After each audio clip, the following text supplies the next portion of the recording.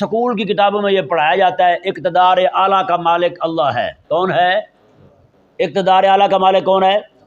اللہ ہے۔ لیکن جو اقتدار اعلیٰ کا مالک ہے اس کا حصہ ان کے بیت المال میں نہیں ہے۔ بیت المال سے مدرسے کے لیے پیسے آتے ہیں؟ بیت المال سے مسجد کے لیے پیسے آتے ہیں؟ نہیں آتے۔ لیکن وہ جنہوں نے نعرہ لگایا تھا اقتدار اعلیٰ کا مالک اللہ ہے، ان کا شیطان جو ہے وہ اپنا حصہ ہم سے لے جاتا ہے، وہ اپنا حصہ ہم سے لے جاتا ہے۔ اب بتائیں ٹی وی پہ کون سا قرآن سکھایا جاتا ہے؟ ٹی وی پہ ڈرامے فلمیں دکھاتے ہیں نا، شیطان بیٹھا ہوتا ہے نا وہاں پہ۔ اب اس کے پیسے مدرسے سے بھی لیے جاتے ہیں، مسجد سے بھی لیے جاتے ہیں۔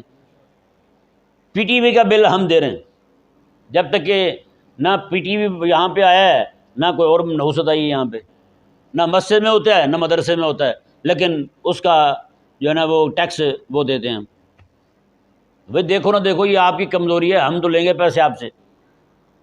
اقتدار اعلیٰ کا مالک کون ہے؟ اللہ ہے۔ لیکن اللہ تعالیٰ کے دین کے لیے یہاں پہ کچھ نہیں ہے، اللہ تعالیٰ کے مدرسے کے لیے، اللہ کے قرآن کے لیے کچھ نہیں۔ تو اقتدار اعلیٰ کا مالک یہ دکھا کیوں تم نے کتابوں میں پھر؟